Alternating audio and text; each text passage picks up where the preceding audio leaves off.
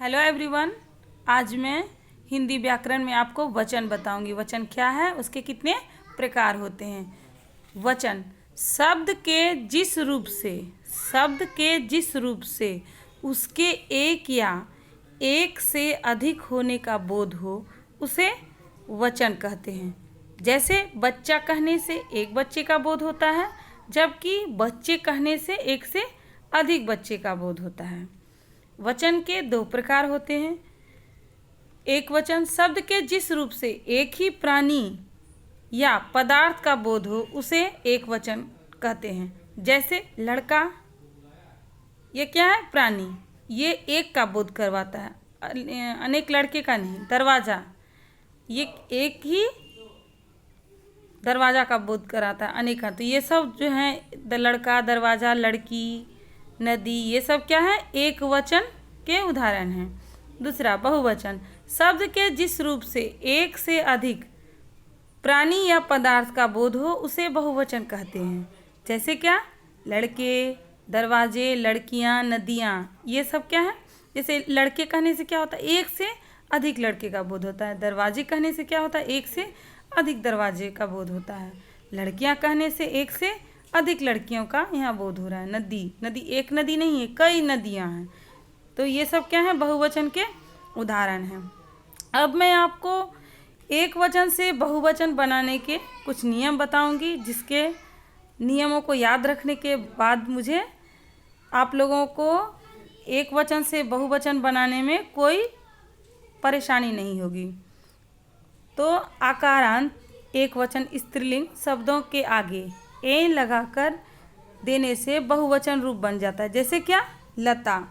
तो लता को हम लता, ता, यहाँ आ की मात्रा है, तो आकारांत एक वचन। तो लता को हम बहुवचन में बदलेंगे तो यहाँ क्या हो जाएगा? लताएं। क्या हो जाएगा? ये लताएं। माता, ये आ की मात्रा है, यह आकारांत है, तो यह क्या बन जाएगा? माताएं। बालिका क्या बन जाएगा? बालिकाएं। दूसरा, इकारांत स्त्रीलिंग शब्दों के बड़ी ई को ई, छोटी ई में बदलकर अंत में या लगाने से बहुवचन बन जाता है। जैसे क्या? स्त्री में ये क्या है? बड़ी ई है। तो जब यह बहुवचन बनेगा तो यह छोटी ई स्त्री में लगेगा और अंत में क्या लगेगा? या। तो यह स्त्री क्या बन जाएगा? स्त्रियां। लड़की, ये बड़ी ई है शब्द के अंत में, तो यह जब बहुवचन बनेगा लड़की से तो यहाँ क्या बन जाएगा? यह मात्रा जो है चेंज हो जाएगा। तो यह लड़कियाँ, ये छोटी ई की मात्रा हो जाएगा और यहाँ पे क्या हो जाएगा? या। तो यह लड़की से बन गया लड़कियाँ। ठीक उसी प्रकार देवी से क्या बन जाएगा? देवियाँ। अब हम दूसरा नियम बताएंगे आपको। आकारांत स्त्रीलिंग शब्दों के अ को ए में बदलकर बहुवचन रूप बनाया जाता है। जैसे क्या? जैसे कमल है, कमल। तो आपको पता है कि कमल, ल, कलम, तो कलम, तो ये म में क्या लगा है? अ है। म में क्या छुपा है? अ है। तो ये क्या? आकारांत। शब्द के अंत में आकारांत स्त्रीलिंग शब्द है ये कलम। तो ये आकारांत जो है स्त्रीलिंग शब्द है म, कलम। तो कलम आपको इस एक वचन से बहुवचन बनेगा तो इसमें क्या हो जाएगा? कलमे, एक से अधिक कलमे। तो ये क्या बन गया? कलमे, कलम। तो यहाँ क्या मात्रा लगेगा? एक ही मात्रा। जैसे गाय है तो गायें, पेंसिल है तो पेंसिलें। अब मैं आपको दूसरा नियम बताऊंगी। जिन स्त्रीलिंग शब्दों के अंत में या रहता है उनमें या के ऊपर चंद्र बिंदु लगाकर बहुवचन रूप बनाया जाता है। जैसे क्या? चिड़िया। तो चिड़िया या है अंत में, चिड़िया। तो चिड़िया के बहुवचन बनाएंगे तो हम क्या हो जाएगा? यहाँ पे चिड़िया। बुढ़िया है तो यहाँ गुड़िया है, तो ये क्या बन जाएगा? गुड़िया। बुढ़िया है तो ये क्या बन जाएगा? बुढ़िया। ये सब एक वचन से बहुवचन बनने में या के ऊपर चंद्र बिंदु का प्रयोग होगा। अब मैं आपको दूसरा नियम बता रही हूँ। उकारांत स्त्रीलिंग शब्द के आगे ए लगाकर बहुवचन रूप बनाया जाता है। जैसे क्या? वस्तु।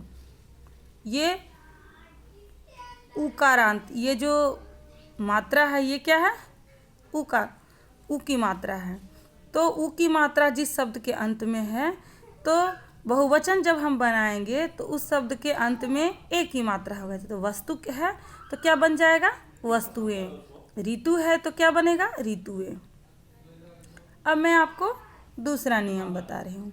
उकारांत स्त्रीलिंग शब्दों के उ यानी कि बड़ी उ की मात्रा को छोटी उ की मात्रा में बदलकर अंत में ए लगाकर बहुवचन रूप बनाया जाता है। जैसे क्या है? वधु। वधु में ये ध में क्या लगा है? बड़ी उ की मात्रा है। तो यह जब बहुवचन बनेगा तो क्या हो जाएगा? यहाँ छोटी उ की मात्रा और ए बन जाएगा। तो यहाँ वधुएं। वधु से क्या बन जाएगा? वधुएं। बहु से क्या बन जाएगा? बहुएं। अब मैं आपको दूसरा नियम बता रही हूँ। आकारांत पुल्लिंग शब्दों के आ को ए में बदलकर बहुवचन रूप बनाया जाता है। जैसे क्या है? बेटा। ये आकारांत की मात्रा आ की मात्रा है, तो बेटा क्या? ये पुल्लिंग शब्द है। बेटा क्या है? पुल्लिंग शब्द है। तो ये क्या बन जाएगा? बेटे। बच्चा। बच्चा आकार की मात्रा है इसमें, अंत शब्द के अंत में, और यह शब्द क्या है? पुल्लिंग है। तो बच्चा क्या बन जाएगा? बच्चे। चिता। चिता क्या बन जाएगा? चीते। अब मैं आपको एक दूसरा नियम बता रही हूँ। इकारांत शब्दों के आगे या लगाकर बहुवचन रूप बनाया जाता है। जैसे क्या है? रीति। ये रीति। इकारांत शब्द के अंत में इकारांत मात्रा का प्रयोग किया गया है, जो जिस शब्द बहुवचन बनाने में हमें शब्द के अंत में या लगाना है। जैसे रीति है तो क्या हो जाएगा? रीतियाँ। विधि है तो क्या हो जाएगा? विधियाँ। तिथि है तो क्या हो जाएगा? तिथियाँ। समझ में आ गया? अब मैं आपको नेक्स्ट नियम समझाऊंगी। जैसे क्या? कुछ शब्द के आगे गण, जन, वृद्ध, वृंद लगाकर बहुवचन रूप बनाया जाता है। जैसे क्या? शिक्षक। शिक्षक क्या बन जाएगा? बहुवचन। शिक्षक को हम शिक्षक गण लिखते हैं बहुवचन में। तो मतलब एक से अधिक शिक्षक जब हो जाएंगे तो हम क्या लिखते हैं? शिक्षक गण। नारी जो है एक से अधिक शब्द बनेगा तो क्या लिखेंगे? नारी जन। कुछ दूसरा नियम है। जैसे सर्वनाम शब्द के बहुवचन रूप, मैंने आपको पहले वीडियो में बताया है सर्वनाम क्या है। संज्ञा के बदले में आने वाले शब्द को सर्वनाम कहते हैं। जैसे मैं, तू, वह, आप, ये सब नाम के बदले आए हैं तो ये क्या है? सर्वनाम है। तो मैं का क्या हो जाएगा बहुवचन? हम। तू का क्या हो जाएगा? तुम। वह का क्या होगा? वे। आपका आप लोग।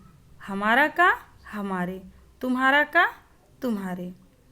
मैंने आपको यहाँ पे वचन समझाया और एक वचन से बहुवचन किस प्रकार हम किन नियमों को याद रखकर बना सकते हैं, जिसके कारण हमें एक वचन से बहुवचन बनाने में कोई परेशानी नहीं होगी।